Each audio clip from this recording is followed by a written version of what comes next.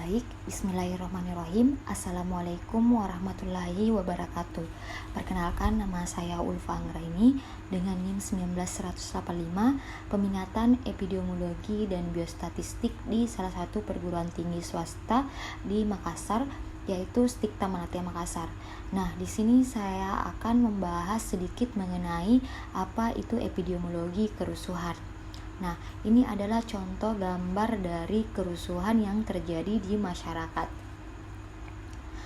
Baik, adapun sub pembahasan kali ini yaitu kita harus mengetahui terlebih dahulu apa itu definisi dari kerusuhan, kemudian apa yang menjadi faktor penyebab atau risiko. Selanjutnya, tindakan pencegahan dari kerusuhan. Nah, di sini adapun definisi dari kerusuhan, kerusuhan merupakan suatu gangguan stabilitas kehidupan masyarakat akibat tindakan seseorang atau sekelompok masyarakat. Kerusuhan atau huru-hara terjadi kala sekelompok orang berkumpul bersama untuk melakukan tindakan kekerasan, biasanya sebagai tindak balas terhadap perlakuan yang dianggap tidak adil ataupun sebagai upaya penentangan terhadap sesuatu. Nah, berbagai bentuk kerusuhan yang melibatkan banyak orang, baik yang ringan sampai yang besar, dapat berupa tawuran, sabotase, terorisme, kekacauan, revolusi sosial, dan revolusi sosial. Nah, adapun tawuran atau perkelahian antar kelompok pelajar remaja ini semakin merajalela. Tidak hanya pelajar, mahasiswa pada umumnya juga termasuk seluruh anggota suatu kelompok masyarakat ini terlibat dalam tawuran. Adapun dampak negatif terhadap tawuran ini yaitu peningkatan kenakalan remaja. Yang kedua, terbentuknya moral berkelahi atau kekerasan di kalangan remaja. Yang ketiga, biasanya hilangnya solidaritas antar sesama remaja. Kemudian makin labil di sini maksudnya mereka akan cepat terpengaruh kepada hal-hal yang berbau negatif. Misalnya bisa saja mereka terjerumus ke dalam narkoba. Kemudian yang kelima, terganggunya aktivitas sekolah. Mereka akan suka bolos sekolah jika mereka suka tawuran. Selanjutnya ada sabotase. Nah, sabotase ini adalah tindakan pengerusakan yang dilakukan secara terencana atau disengaja oleh seseorang yang tujuannya menjadi penghalang kelancaran yang berakibat turunnya nilai suatu pekerjaan yang dilakukan untuk usaha yang akan dicapai oleh seseorang. Kemudian selanjutnya ada terorisme. Nah, terorisme ini adalah memberikan ketakutan atau mengancam atau mengintimidasi sehingga pembunuhan dan sampai pembunuhan terhadap korban ini. Nah, selanjutnya ada kekacauan. Kekacauan atau kerusuhan merupakan abnormalitas kehidupan bermasyarakat yang kekacauan ini sangat merugikan masyarakat yang bisa saja mengakibatkan cedera dan kematian seperti halnya tawuran, sabotase, terorisme, dan dapat mengganggu stabilitas negara. Nah, selanjutnya ada revolusi sosial. Revolusi sosial atau gerakan massal yang sangat brutal yang bersumber dari kesenjangan sosial, politik, ketimpangan ekonomi, kemudian ketimpangan ekonomi yang sangat tinggi. Revolusi sosial juga bahkan sampai pada derajat perubahan total suatu negara atau bisa saja menghancurkan suatu negara. Baik, selanjutnya adalah faktor penyebab. Faktor penyebab terbagi atas dua, yaitu faktor internal, kemudian faktor eksternal. Nah, faktor internal yang berasal dari dalam diri manusia itu sendiri. Nah, yang pertama sifat egois yang dimiliki manusia, di mana seseorang yang memiliki sifat ego yang dominan akan cenderung ingin menang sendiri dan tidak mau kalah dari orang lain. Jika tidak dimanajemenkan, ini akan menimbulkan yang namanya kerusuhan. Selanjutnya, sikap toleransi. Sebagai negara yang majemuk dan beragam, tentu saja sikap toleransi haruslah dikedepankan. Apabila tidak ada sikap toleransi, ini akan dapat menimbulkan yang namanya kerusuhan. Selanjutnya, rendahnya kesadaran akan hukum. Meskipun negara kita negara hukum, namun kesadaran masyarakat akan hukum masihlah relatif rendah. Selanjutnya, rendahnya tingkat pengetahuan akan hak asasi manusia. Nah, hak asasi manusia ini adalah hak yang melekat pada diri kepada seluruh umat manusia. Setiap orang memiliki hak asasi manusia dan tidak boleh diganggu-gugat oleh siapapun. Selanjutnya, adanya rendahnya kesadaran akan sikap kemanusiaan. Nah, sikap kemanusiaan tidak banyak dimiliki oleh masyarakat di era yang modern seperti sekarang. Rendahnya kesadaran akan sikap kemanusiaan kemudian yang dapat menjadi penyebab terjadinya kerusuhan. Selanjutnya, faktor eksternal.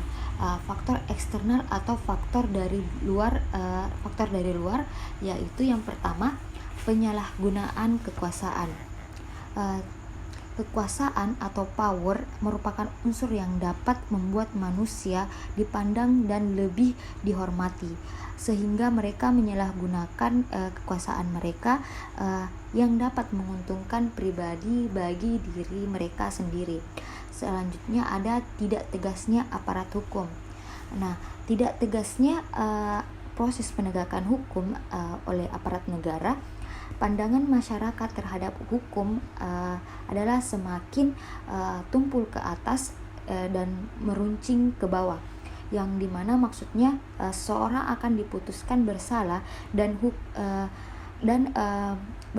hukuman yang diberikan disesuaikan berdasarkan tingkat ekonomi mereka. Nah, tidak salah bahwa pandangan masyarakat menyimpulkan bahwasanya hukum adalah sesuatu yang dibeli. Selanjutnya, penyalahgunaan teknologi. Penyalahgunaan teknologi ini dapat memprovokasikan antara manusia yang satu dengan manusia yang lain, yang dapat menimbulkan suatu kerusuhan. Yang kelima, ujaran kebencian dan hasutan dari kelompok tertentu.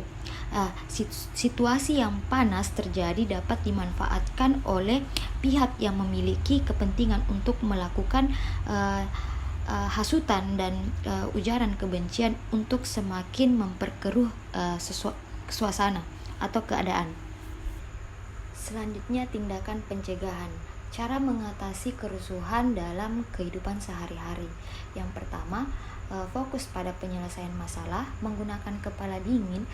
Ketiga, melakukan diskusi. Yang keempat, memperjelas pokok permasalahan.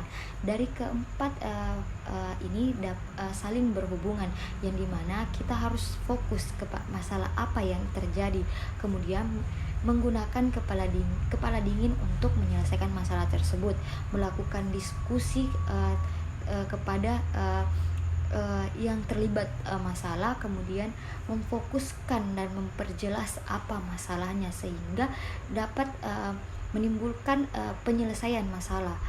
Kemudian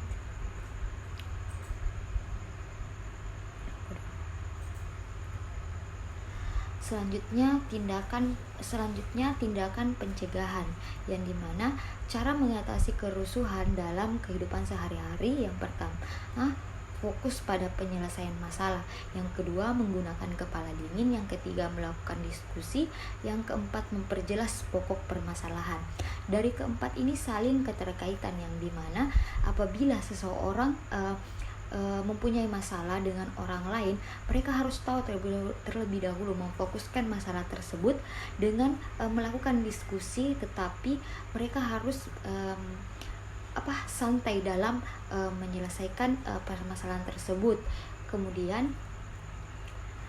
yang selanjutnya, peran pemerintah daerah dalam menangani atau melakukan pencegahan dalam kerusuhan, yang dimana peran pemerintah daerah tersebut diperkuat dengan terbitnya Peraturan Pemerintah Nomor 2 Tahun 2015 tentang Peraturan Pelaksanaan Undang-Undang Nomor 7 Tahun 2012 tentang Penanganan Konflik Sosial. Peraturan pemerintah ini mengatur berbagai ketentuan mengenai pencegahan dini konflik, tindakan darurat, penyelamatan dan perlindungan korban, bantuan penggunaan dan kekuatan militer, pemulihan pasca konflik atau kerusuhan, peran aktif masyarakat dalam pencegahan dan penanganan konflik atau kerusuhan, pendanaan penanganan konflik, dan monitoring evaluasi konflik. Selanjutnya, penyelesaian konflik dalam keberagaman. Ada tindakan preventif, yang dimana cara preventif merupakan upaya pencegahan masalah saat berlangsungnya atau sebelumnya terjadinya masalah. Hal ini dapat dikembangkan melalui rasa toleransi, tempo seliro atau tenggang rasa, saling bantu, dan berbagai macam hal positif lain yang membangun rasa kepercayaan dan kesatuan. Yang selanjutnya, represif. Cara yang kedua adalah represif. Ini merupakan penyelesaian masalah yang dilakukan setelah masalah terjadi.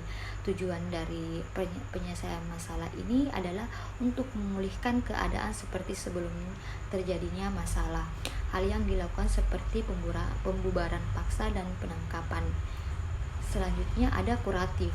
Cara ketiga ini merupakan tindak lanjut dalam masalah yang sedang berlangsung, menanggulangi dan mengatasi dampak yang disebabkan oleh masalah tersebut.